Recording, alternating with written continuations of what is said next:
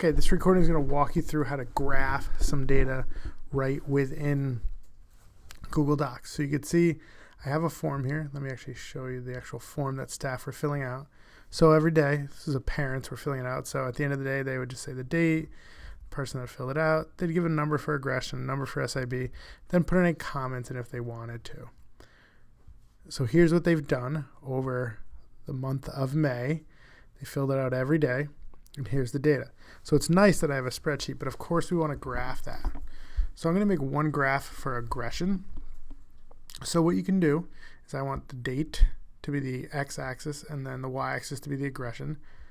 So what I'm going to do is I'm going to click into this area, the header above date. So right next to where it says B, where it's lightly shaded gray, it's important to click there because I want this to automatically update when new data are entered below. I don't want to just select it like this.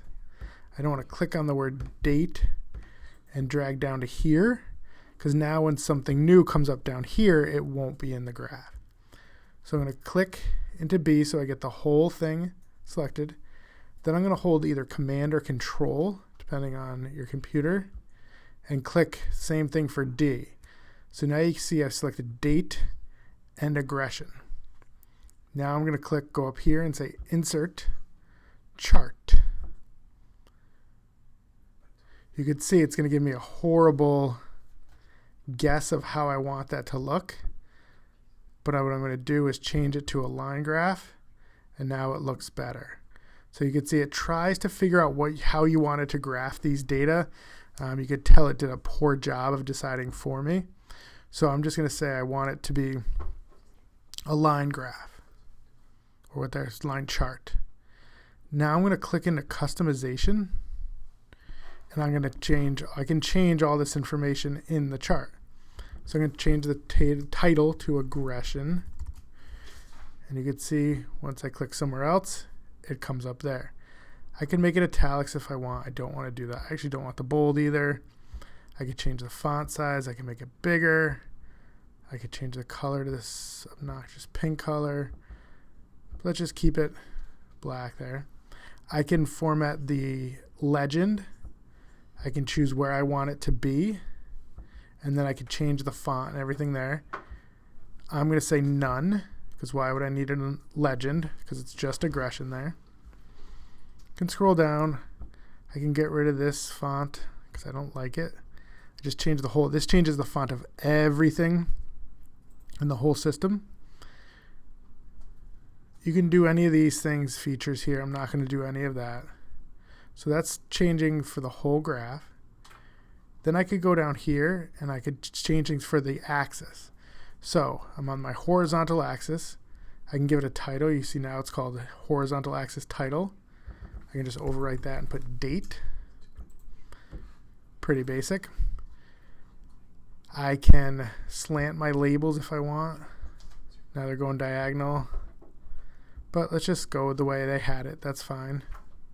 Treat labels as text would make it so it evenly spaced them no matter what the date was. I could change the size of the font, the color, anything like that. Now let's change this selector here to the left vertical axis.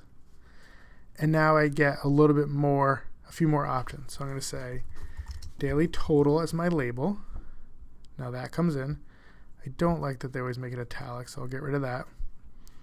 Now here's an important one. I don't like that this starts at 5 and goes to 10. I want the minimum to be 0. So that looks a little bit better.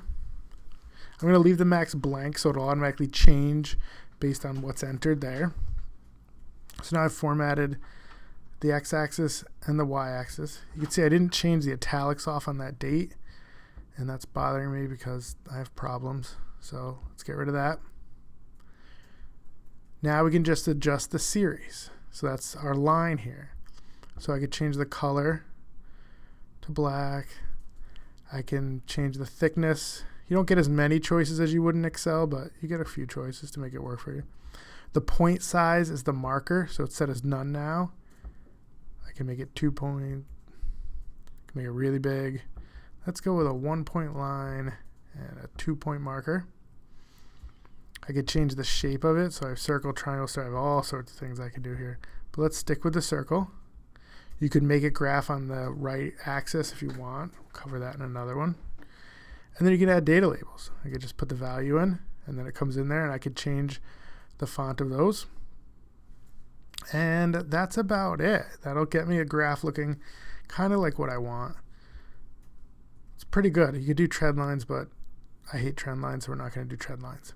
The other thing that you can do that I wanted to show you here is one thing that bothers me about the way they set it up is these grid lines are all there. So you can see these lines across are there, and I really don't like that. So the only thing you can do is you can't fully turn them off, which stinks. But what I can do is you can see here, the major ones are gray.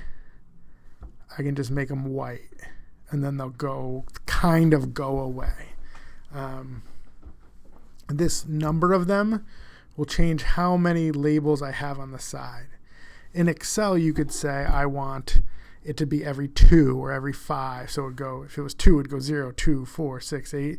You can't do that in this, but you can change the number of them,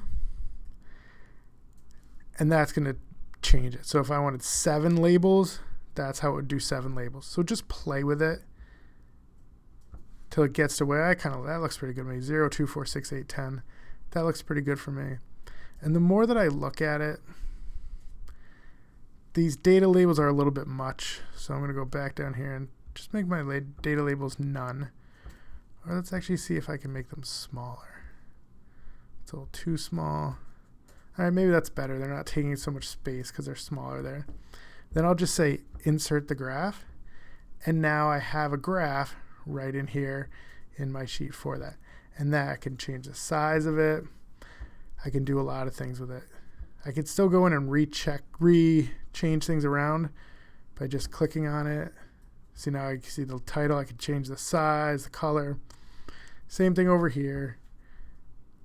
Could say fit to area or move and resize. If I move and resize, I can say, you know what, that extra space you weren't using because of the legend, use that space. Pull it up a little bit. Pull it down a little bit. Pull it over a little bit. I really want to use the space for my graph. So you can see I changed that around. So you could play with things that way to get it to look the way you want. The last thing I wanted to show in here is this little arrow to the top right, this little down triangle. If you click that, I prefer my graphs to be on their own sheet, just like in Excel. So I'll say move to own sheet. And now there's a chart. It's all on its own sheet, and it's all graphed out for me. And actually, now that I look at it, I say, you know what? Maybe those data labels should be a little bit bigger. I can always change things. I can get back into that same window by clicking Advanced Edit, which is right up here where my cursor is. And now I get back into that window I was in before. I can scroll down to my series, data labels. I want the value. You know what? Now that I made my sheet bigger, maybe that's not so bad. So let's update it. All right, that looks pretty good. So that is how you change around and update your graph. Now this will change as I go forward. So what I can do is when more data are added, it'll keep graphing it for me. That's about it. I'll go through some other things about how to save it and print it and do things in another video. But that's how you set it up. The only thing I did want to show is, and hopefully someday this will change. Maybe if we all write to Google to ask for this, it'll go away. Or maybe someone in this workshop will figure out a magical solution. What I haven't figured out how to do yet is make these grid lines go away. So those gray lines there are going to stay. But it gives me a really quick graph there. And that is how you set up a graph. Again, we'll show other videos about how to save it, how to export to Excel so you can do even more with it. But that is a pretty quick way to set up a graph.